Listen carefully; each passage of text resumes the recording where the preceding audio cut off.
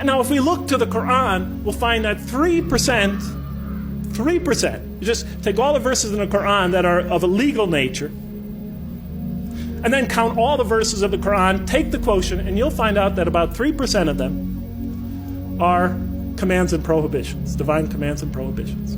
97% of the Quran teaches ethics, the relationship between God and man, the purpose of life, morality, other truths as well. The history of nations in the past teaches us how to be self-critical, the extreme importance of using reason and faith, teaches many, many major themes.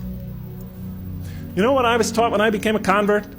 Rules, rules, rules. If I hadn't studied this religion myself and entered this religion and all I received were rules, rules, rules, I would have left it the next day. Thank God I read the Quran first. If we're going to draw these indigenous people, our own children, that second, third, and fourth generation, those converts and non-Muslims into this religion, let us begin by following the model established by God himself through his prophet Muhammad, peace be upon him. As he once said to Mu'adh bin Jabal on his way to take the dual leadership of the community in Yemen, he said, first teach them that there is no God but God, and that Muhammad is his messenger. And when they have fully understood that, then teach them how to pray. And when they become consistent in that, and they've developed in that fully, then teach them about fasting during Ramadan. And then once they've accomplished that, then teach them what? About paying zakat and making the hajj, and so forth and so on. He said, make things easy for people, and do not make them difficult, and inform them of the glad tidings, and do not repulse them. I mean, you've all heard it before. Do we practice that here? We're trying to win these kids back over to this religion.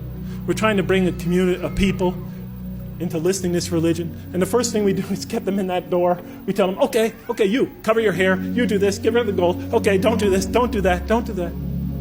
I've attended Friday prayers for 20 years now in this country.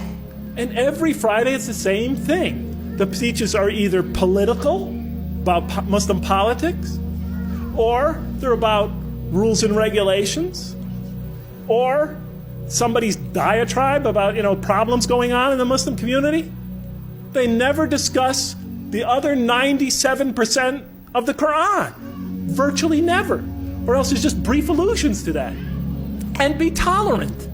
When we bring people into our community, don't expect them to become Middle Easterners or, Arabs or Pakistanis or Sri Lankans the next day, or ever even. Give them time to grow into the religion. Give them the space to grow. Give them the right to ask. Give them time to develop.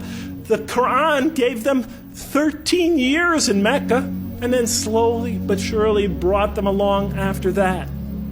We always put the cart before the horse. If our kids come to our community not so modestly dressed, it's better that they come than not come at all. We have to start, if they have this or that problem, if their behavior is not perfect from our particular perspective, it's better that they come and hear the message. It's better that they work out for themselves what it is to be a Muslim in America. Because that's the generation that's going to have to take this into the future. It's better for them to be among us than not to be among us. If the Prophet and his companions adopted our approach, there'd probably be no Muslims today. How about the time the man came and he urinated in the mosque in that famous hadith report? The companions were ready to kill the guy. The report says that they already had their hands on him. How do you know? Because the report says the Prophet said, let him go. Go get some water and pour it over it. You've been sent to make things easy for people, not to make them hard.